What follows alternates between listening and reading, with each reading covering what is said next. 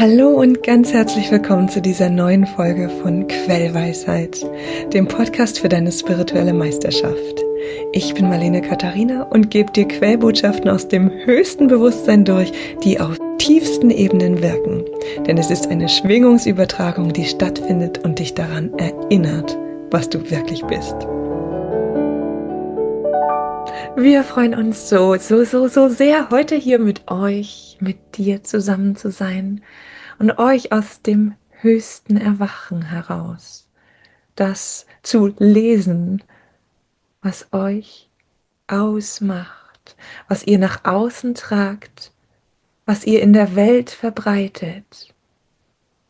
Wir reflektieren es zurück zu euch, sodass ihr es auch für euch selbst als Wahrheit annehmt, dass ihr es auch für euch selbst als Wahrheit erlebt, dass ihr es auch für euch selbst liebevoll lebt. Die liebevolle Präsenz, die du bist, die ihr seid, transportiert all die Botschaften, die durch uns hindurch fließen, in Wort, in Form, in die Welt. Bewusst, häufig unbewusst. Wir sind hier, jetzt mit euch, mit dir, um dies für euch sichtbar, für euch bewusst zu machen, sodass das Transportieren durch eure Präsenz auf der Erde, durch deine Präsenz in dieser Dimensionalität und darüber hinaus deutlich erkennbar, deutlich fühlbar, deutlich wahrnehmbar für euch selbst erlebbar und genießbar ist.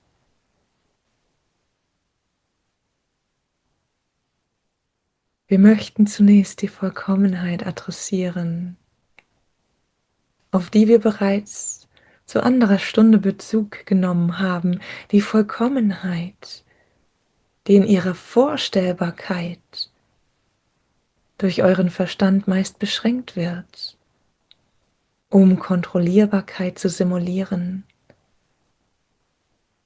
um euch in der Macht zu fühlen. Diese Macht, in der ihr euch fühlen könnt, entspringt dem freien menschlichen Willen, der euch erlaubt, euch zu begrenzen. Was tut der Mensch, wenn er sich überwältigt fühlt von all den Möglichkeiten? Was tut der Mensch, wenn er ein großes Stück Land bekommt, ein unüberschaubares Stück Land? Der Mensch ist gewohnt, hat sich angewöhnt, dieses Land Stück für Stück zu kultivieren. Er hat sich angewöhnt, dieses Land zu teilen in kleine Bereiche, die nach und nach vergrößert aneinander geschlossen werden, je nach Kapazität, je nach Möglichkeit, je nach Mitwirkung. Die ursprüngliche Freiheit des Landes, die dazu eingeladen hat, es zu explorieren, all das zu finden, was da ist, den gesamten Reichtum, alles, was zur Verfügung steht, diese ursprüngliche Freiheit des Landes wurde freiwillig aus der Freiheit des Willen, des menschlichen Willen heraus, freiwillig begrenzt auf das Überschaubare. Und wir sagen das frei von Wertung und voller Liebe, denn das Überschaubare ist kontrollierbar, ist berechenbar. In dieser Berechnung wird nun eine Rechnung angestellt. Wenn ich dieses Stück Land, diese meine begrenzte Welt, auf diese und jene Weise kultiviere, dann erhalte ich dieses und jenes Ergebnis. Es wird nun kalkuliert. Lohnt es sich für mich, es zu kultivieren, um dieses und jenes Ergebnis zu erhalten? Oder wünsche ich ein anderes Ergebnis und muss anders kultivieren? Und so geht es eine Weile hin und her, in dem Verstand, in der Begrenzung. Aus der Begrenzung des Verstandes heraus, aus der begrenzten Möglichkeit des Denkens heraus, in die begrenzte Form hinein. Begrenzung ins Begrenzte hinein ergibt ein Gefühl von menschlicher Sicherheit, vom Kontrollieren. Dort, wo der Mensch kontrolliert, fühlt er sich machtvoll. Doch die menschliche Macht, die er erlebt, erfüllt ihn nicht.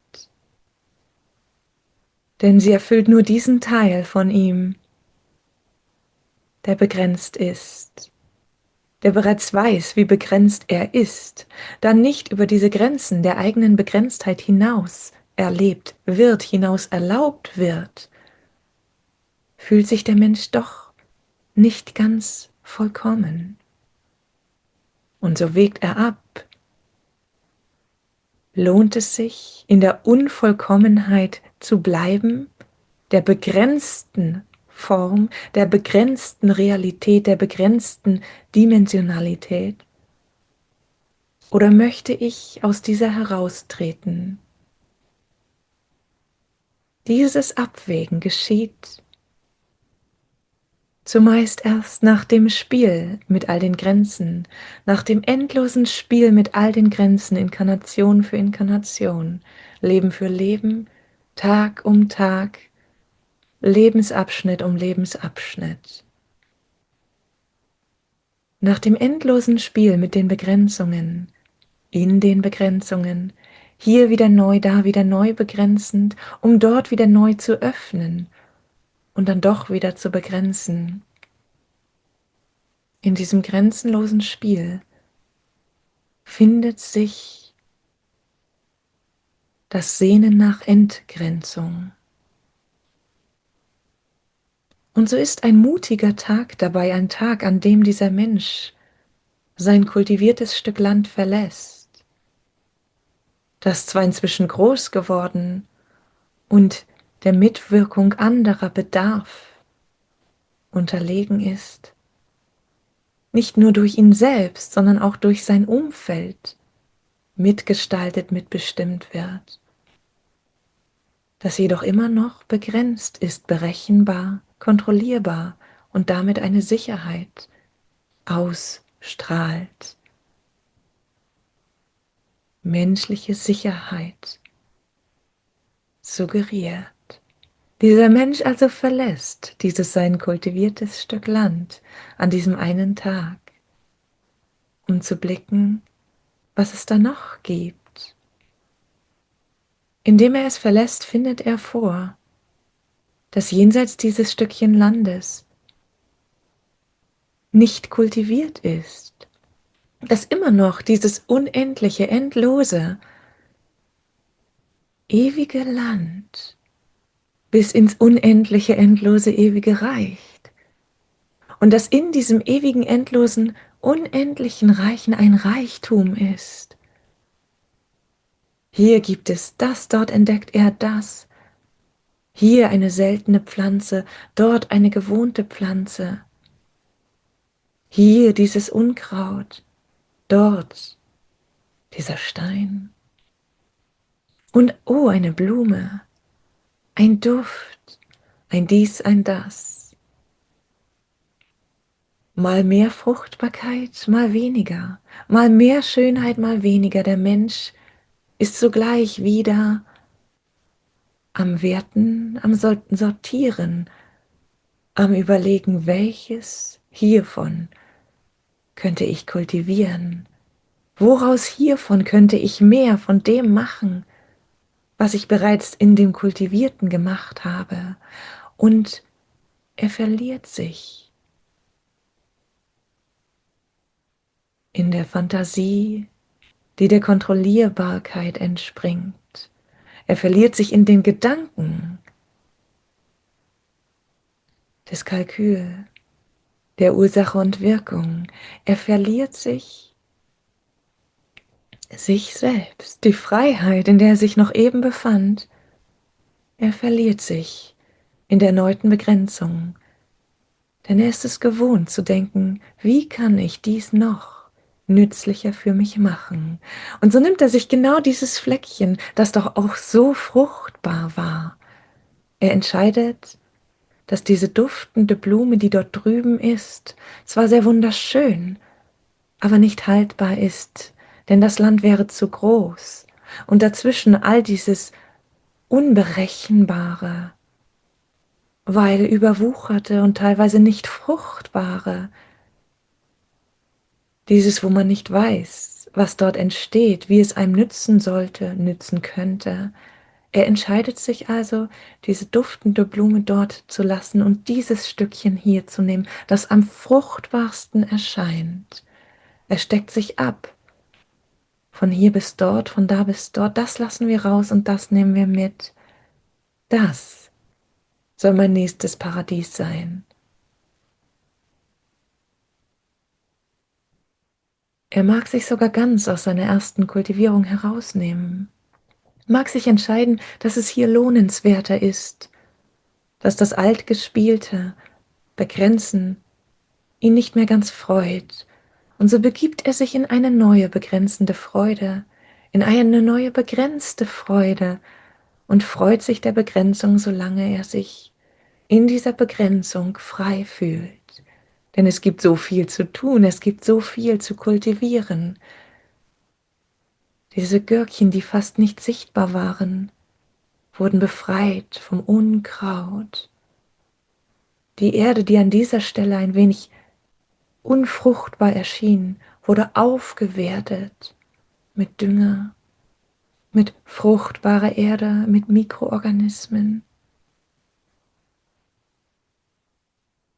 Und diese Stelle mit diesem Baum, oh, dieser Baum hätte ja fast alles überschattet, wurde etwas gelichtet, sodass der Baum wieder in schöner Form und Strahlkraft erscheint. Und so kultiviert der Mensch vor sich hin, bis er eines Tages, und wir kürzen hier die Geschichte ab, erneut das Bedürfnis empfindet, diese Kultivierung für einen Tag zu verlassen. Denn alles ist begrenzt, alles kontrolliert durch ihn, die ursprüngliche Fülle längst vergessen, begrenzt auf das, was nützlich ist. Und an diesem neuen Tag erlebt er Ähnliches wie an zuvorigen, längst vergessenen neuen Tag, der ihm dieses Stück neue Begrenzung, neues Explorieren offeriert hat. Und so gibt es hin und wieder, hier und da, Jahrzehnt um Jahrzehnt, Jahrhundert um Jahrhundert, dieses neue Explorieren, das Loslassen alter Begrenzungen, das Loslassen alter Konzepte, um ein neues zu entdecken, um sich in eine neue Struktur hineinzubegeben und in dieser neuen Struktur die eigene Struktur zu kultivieren. Der Mensch ist gewohnt, sich die Welt untertan zu machen, übers Sein kontrollieren. Er weiß, dass er begrenzt ist allein und somit hat er sich Strukturen geschaffen, um gemeinsam zu kontrollieren, um gemeinsam zu kultivieren. Jedoch nicht die Sicherheit aufgegeben, zu kontrollieren und zu kultivieren. Er muss nun nicht mehr nur sein eigenes Stück auf seine Weise kontrollieren, er muss auch die anderen kontrollieren in dem, was sie tun, damit die Kontrollierbarkeit nicht außer Kontrolle gerät, damit nicht die anderen anders kontrollieren als er selbst. Er verstrickt sich in einem Netz des Kontrollierens, bis er sich daraus wieder befreit an diesem einen Tag, an dem er sich ganz frei macht, ganz seinem eigenen hingibt, dem eigenen Geschmack, dem eigenen Gefühl von Schönheit, von hier will ich sein, von das soll mein neues Paradies sein. Er wandert von Paradies zu Paradies, von Endlosigkeit zu Endlosigkeit, von alles ist möglich zu alles ist möglich, um wieder die Möglichkeiten zu begrenzen, sich sicher zu fühlen in seiner Menschlichkeit, in seiner menschlichen Kontrollierbarkeit, in seiner menschlichen Macht über die Dinge.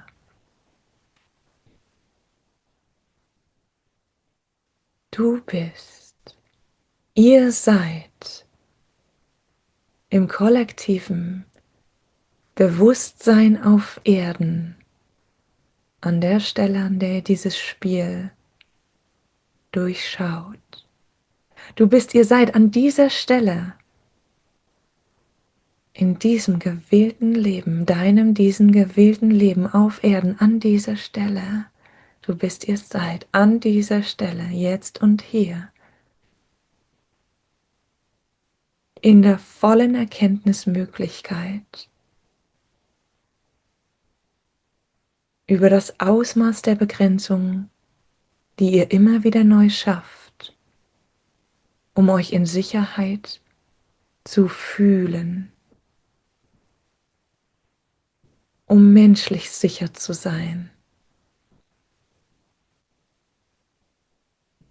Durch diese Möglichkeit des Erkennens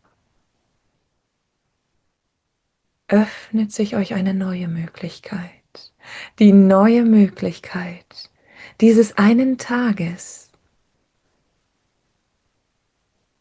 hinauszugehen, hinaus aus diesem Konzept, diesem kultivierten Land, diesem kontrollierten Leben, hinauszugehen und die unendliche Schönheit zu sehen, hinauszugehen und den Reichtum zu sehen, hinauszugehen und die Fülle zu erleben. Diese neue Möglichkeit erlaubt euch, den Verstand für einen Moment nur dafür zu verwenden, dem Herzen zu folgen, die Schritte zu tun, den Körper zu senden, zu bedienen, die Körperfunktionen zu erlauben und dafür zu sorgen, dass sie der Führung des Herzens folgen. Dieser neue, dieser eine Tag, dieser eine Moment, von dem es viele fortan geben wird, erlaubt dir, erlaubt euch,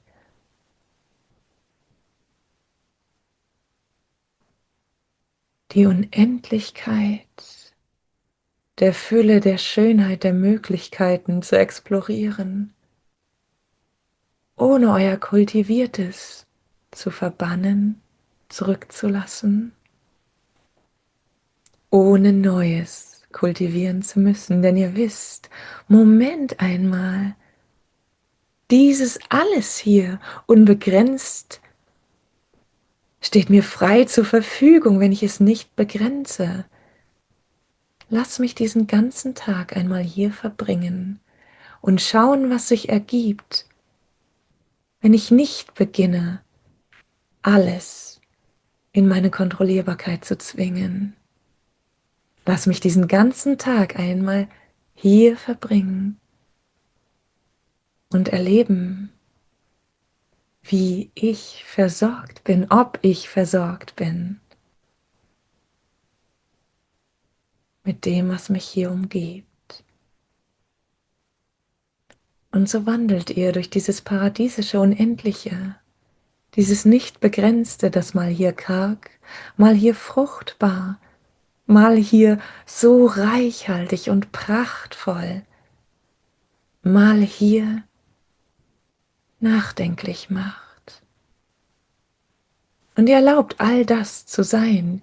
Ihr versinkt nicht in der Nachdenklichkeit, versinkt nicht in der Wertung.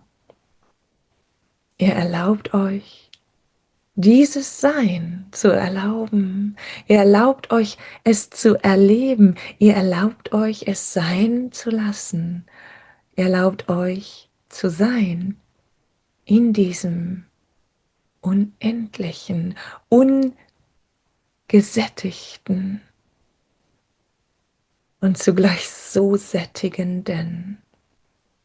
Es ist, als würde es immer noch mehr und noch mehr geben, noch etwas, was ihr euch niemals hättet vorstellen können, was ihr niemals hättet kultivieren können, was niemals, niemals unter eurer Aufsicht hätte geschehen können, denn da wachsen plötzlich Früchte auf einem unfruchtbaren Boden, da fließt Wasser vom Himmel herab, ohne dass eine Quelle dazu gehört.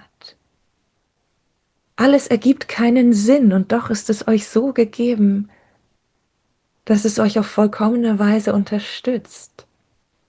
Und so ergibt es einen Sinn, einen viel höheren Sinn, einen Sinn, der sich nicht in Kontrollierbarkeit messen, doch in Harmonie fühlen lässt.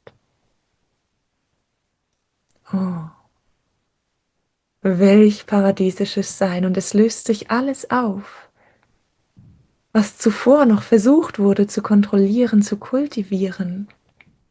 Denn da ja nichts mehr deinem euren Kultivieren unterliegt und doch zur Verfügung steht, ganz frei von dem, was dein Verstand, deine Welt, deine Sicht auf die Dinge, die Logik bisher als möglich offeriert hat. Dadurch alles jenseits von dem genau so ist, wie es gerade in jedem Moment euch freut, euch im Herzen erfüllt, dadurch alles so erfüllend ist, da darf es mal diesen Tag des Urlaubs geben, diesen Tag des Nicht-Kontrollierens, diesen Tag des Erlaubens. Und du erlaubst ganz und gar. Du erlaubst, in dich aufzunehmen, alles das, was ist. Du merkst, dass du genährt bist, ohne zu nehmen, ohne zu konsumieren. Allein der Anblick des Quells, allein das Gefühl, dass dieser dich durchströmt, allein das Nehmen des Wassers in dich auf, ohne Handlung vollziehen zu müssen, nährt dich auf tiefste Weise. Der Anblick, die Schönheit, das Mittendrin-Sein, das Erlauben, das Fühlen, dass all dies, was da ist, für dich ist, durch dich hindurch, dass all das, was dort geschaffen ist, als Liebe dich durchströmt, es nährt dich auf einer ganz anderen Weise als jemals zuvor. Du bist gesättigt, du bist genährt und so sagst du dir, wenn das so ist, dann erlaube ich mir einen mutigen weiteren Tag hier, einen weiteren Moment in dieser Unendlichkeit, in dieser Unbegrenztheit, in diesem nicht kontrollieren müssen, in diesem Genährtsein, in diesem Versorgtsein.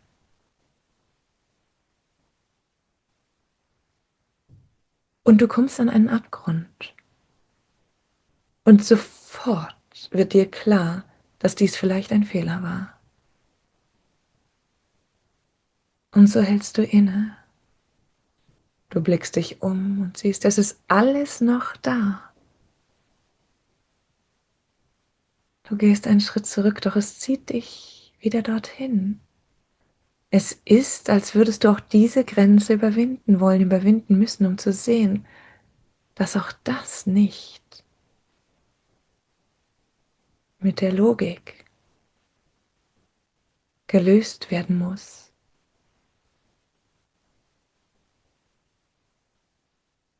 Und du wagst diesen Schritt. Du wagst diesen Schritt in das, was du fühlst, was richtig ist, hinein.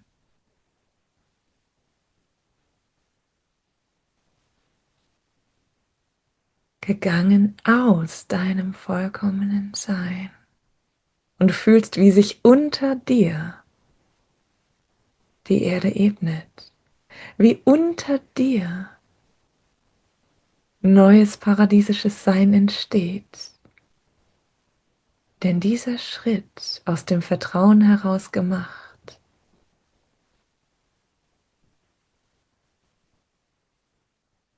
erlaubt dir ganz und gar jenseits von dem, was kontrollierbar ist, zu gehen. Löst dich ganz von Ursache und Wirkung. Und du weißt genau, dieser gleiche Schritt hätte dich in den Abgrund stürzen lassen, in etwas geführt, das du gefürchtet hättest dein ganzes Leben lang. Dieser gleiche Schritt wäre ein Fehltritt gewesen, hättest du nicht gewusst, tief aus deinem Inneren gewusst, dass das, was scheint, nicht das ist, was ist. Hättest du nicht aus deinem Inneren heraus dem vertraut, was sich realer anfühlt als das, was du siehst, als das, was du mit menschlicher Kraft kontrollieren kannst. Deine Realität unterliegt deiner Wahrnehmung. Willst du die Welt als kausalen Zusammenhang sehen, so präsentiert sie sich dir auf genau diese Weise als Ursache-Wirkungskonstrukt. Erlaubst du dir, diese menschliche, sehr begrenzte, sehr angsteinflößende Sicherheit der Kontrolle, der menschlichen Kontrolle zu verlassen, so fühlst du, dass dieses Verlassen kein aus dir selbst herausgehen, dich selbst verlassen ist, dass dieses Verlassen das Öffnen der Grenzen in das Bewusstsein für all das, was du bist, hinein ist. Und aus dem Bewusstsein für all das, was du bist, heraus ergibt sich dir, dass alles dir entspricht, dass sich alles nach dir richtet, nicht nach dem, was du willst, nicht nach dem, was du denkst, nicht einmal nach dem, was du fühlst, wie es sein sollte. Es richtet sich nach dem, wie es ist, wie es in Harmonie ist, wie es aus dem Moment heraus in vollkommenem Frieden ist. Entgrenzt du dich in deinem Sein, in deiner Wahrnehmung, in deinem Bewusstsein, entgrenzt du dich in das hinein, dass du bist, alles was ist, so weißt du, dass du natürlich und auf natürliche Weise mit dir zusammenwirkst, dass deine rechte Hand mit deiner linken, dein rechter Arm mit deiner linken, mit deinem linken kooperiert, zusammenwirkt, dass nicht der eine loslässt, während der andere festhält, dass nicht der eine das Glas hebt, während der andere Arm das Glas von sich stößt. Du weißt, wie viel Mühe es bedeuten würde, deinen Körper zu dekooperieren. Dein Körper funktioniert auf natürliche Weise als Unterstützer für dich, intuitiv geführt. Er lässt hier und da ein Error aufleuchten, wenn die Führung nicht vom Herzen kommt. um dich darauf hinzuweisen, dass er noch harmonischer, noch liebevoller für dich wirken möchte, dies jedoch eine harmonische, liebevolle Schwingung deinerseits voraussetzt. Auf die gleiche Weise wie dein Körper vollkommen in sich und auf sich abgestimmt ist, ist die gesamte Welt in sich und auf sich abgestimmt, in sich und auf dich abgestimmt. Denn du bist alles, was ist. Du bist durch alles hindurch. Das Zusammenwirken der Hände, wenn du etwas hebst. Das Zusammenwirken der Hände, wenn du etwas schneidest, die eine hält fest, die andere führt das Messer. Das Zusammenwirken deines Körpers, wenn du gehst. Es sind nicht nur die Beine, die sich bewegen, dein ganzer Körper folgt in seinem Gleichgewicht diesem wundersamen,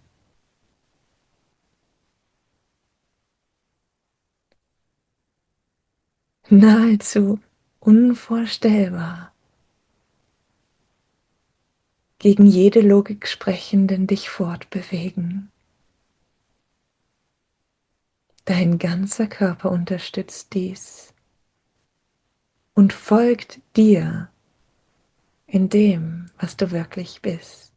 Du kannst sehen, in dem, wie dein Körper für dich funktioniert, wie wenig all das kontrolliert und kontrollierbar ist. Du kannst sehen, dass er am besten funktioniert, indem er einfach macht, was sich für ihn richtig anfühlt. Du würdest ihm niemals anraten, jetzt zu schwitzen, jetzt dies, jetzt jenes zu tun, jetzt auf Toilette zu müssen. Du ergibst dich dem, was dein Körper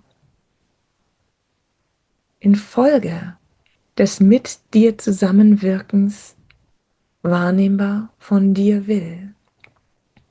Du weißt, dass er mit dir zusammenwirkt auf höchste Weise und ergibst dich diesem Zusammenwirken. Auch hier kannst du ins Kontrollieren gehen und du weißt, wie es sich anfühlt, wenn du deinen Körper zwingst, wenn du versuchst, ihn deinen Abläufen, deiner Kontrolle untertan zu machen. Es mag eine Weile gut gehen. Je willenskräftiger du bist, mag es lange gut gehen. Doch du wirst dann auch die Mühe, den Kraftaufwand, den Einsatz sehen, den es braucht, der sich nicht fühlt, nicht anfühlt wie Freiheit, wie Leichtigkeit, wie paradiesisches Sein. Dein paradiesisches Sein ist das vollkommen Erlauben, wie alles und das alles für dich geschieht. Du brauchst es nicht zu manipulieren, nicht zu kontrollieren. Alles fließt auf natürliche Weise, nicht zu dir. Es fließt, denn du bist alles, was ist. Es fließt durch dich hindurch. Und somit bist du genährt, bist du versorgt und erhältst alle göttlichen wie menschlichen Erfahrungen, die dir dieses Versorgtsein noch tiefer, noch wahrnehmbarer, noch offensichtlicher machen, dieses Versorgtsein jenseits der Form und diesseits der Form. Jeder von euch ist in der freien Wahl, auf welche Weise er am liebsten versorgt sein will. Die einen mögen gern versorgt sein über genug Schlaf, über viel Zeit in der Traumwelt, in der jenseitigen, in der nicht hier inkarnierten Daseinsform. Und so schlafen sie länger, träumen lebendiger und erhalten viel Weisheit im Schlaf, im Traum. Die anderen von euch erleben den Schlaf eher als etwas Notwendiges. Sie werden merken, dass ihnen der Schlaf zunächst einmal in seiner Fülle, in seinem Reichtum gezeigt wird, dass diese Frucht, die da zur Verfügung steht, nicht gar so bitter ist, wie sie scheint, dass sie nährend ist, wenn von ihr gekostet wird, wenn sie sich darbietet und es sich stimmig anfühlt, von ihr zu nehmen. Dieserjenige also, jene von euch, die den Schlaf als notwendiges Übel erachten, sie lernen, wie gut er es mit dir, mit euch meint. Und aus dieser Annahme der Fülle, die der Schlaf bringt, des Reichtums, den der Schlaf bringt, löst sich das Bedürfnis nach Schlaf auf. Und es ergibt sich die Freiwählbarkeit, nicht aus der Kontrollierbarkeit, nein, aus der Fülle heraus. Du kannst schlafen und du wirst schlafen, wenn es dir gut tut, wenn es dich einlädt dazu, wenn dein Körper, dein Geist, wenn dein Wesen dich dazu einlädt. Und du wirst nicht schlafen, wenn du fühlst, dass es gerade so viel zu explorieren gibt, dass gerade dieser kreative Ausdruck dich ganz vereinnahmt, dich ganz nährt. Und du merkst, du brauchst weder zu essen noch zu schlafen in diesem deinem kreativen Ausdruck, bis er in sich vollkommen ist, bis das Werk getan ist, bis diese Frucht, diese Quelle, die aus dem Nichts dich genährt hat, dich weiterschickt, da du merkst, dass für dich das erlebt erfahren ist, was aus diesem Quell, aus dieser Frucht, aus diesem Moment heraus zu erleben war. Und so gehst du weiter, magst fühlen, dass du eingeladen bist zu schlafen, magst fühlen, dass du eingeladen bist, physische Nahrung zu dir zu nehmen. Du magst fühlen, dass du eingeladen bist, von einer anderen kreativen Frucht zu kosten. Mehr und mehr, mit jedem Tag, mit jedem Moment in dieser unendlichen, für dich wirkenden, paradiesischen Realität, die nicht der Dreidimensionalität, nicht der Kausalität, nicht Ursache und Wirkung unterlegen ist, mit jedem Tag, mit jedem Moment mehr, erlebst du, wie sehr alles für dich zusammenwirkt, ohne dein Zutun, ohne dein Manipulieren. Alles offeriert sich dir, das noch so karge Land. Es scheint dir in den bunten Farben der Schönheit, der Genießbarkeit. Hier kannst du dich niederlassen, ohne dich hier und dort hingezogen zu fühlen, kannst in die Tiefe deiner Liebe gehen, spüren, wie auch dieses Land die Liebe ist. Auch hier kannst du dich aufhalten, solange du willst. Und bald, schon bald erkennst du, Moment für Moment dies lebend, dies erlebend, bald, schon bald erkennst du, dass du in allem genau das erlaubst und erlebst, dass dir dieses Gefühl von reich sein, von reichhaltig umgeben sein, von alles ist immer für mich da, gibt. Du erlebst nicht mehr das, was du denkst erleben zu müssen, um am Leben zu sein. Du erlebst das, was dich mit Fülle füllt, was dich von innen nährt. Die Nahrung ist nicht mehr gebunden an etwas Physisches, das du in deinen Körper hineinschiebst. Die Nahrung ist in allem und durch alles Erleben hindurch, in dem Erleben der Fülle des Reichtums, der Schöpfung, die du bist, die auf so vollkommene Weise zusammenwirkt. Das ist das Erleben, das Erfahren der vollkommenen Vollkommenheit. Allein ein einziger Tag in deinem Leben, ein einziger Moment in diesem Leben, an dem du dir erlaubst, diese vollkommene Vollkommenheit in ihrer Unbegrenztheit, in ihrem Reichtum zu erleben, indem du dir erlaubst, dich zu erleben in deinem vollkommenen Zusammenwirken durch alles hindurch. Allein ein einziger Tag, allein ein einziger Moment in deinem Leben dieses Erlebens deiner Vollkommenheit lässt dich diese nie wieder vollkommen vergessen, lässt dich diese in deinem tiefsten Inneren wissen, nunmehr nicht nur ahnen, wissen. Und aus diesem Wissen heraus ergeben sich neue Momente in diesem Leben, in einem anderen Leben ganz gleich, denn du weißt, du bist jedes Leben, du bist alles Leben, mit allein einem einzigen dieser Momente, dieser Tage in deinem Erleben lädst du viele dieser Momente in so vielen Formen ein. Dein dich öffnen für deine vollkommene Vollkommenheit ist ein sich öffnen für die vollkommene Vollkommenheit. Denn du bist nicht nur durch dich hindurch, du bist durch alles hindurch, was ist. Und somit ist dein Erlauben, dein Erleben der Vollkommenheit, das Erleben der Vollkommenheit, das jeder in sich fühlt, indem du es erlebst. Erlaube dich. Erlaube dich in deiner Vollkommenheit. Erlaube dich dir. Erlaube dir dich. Erlaube dir alles, was ist.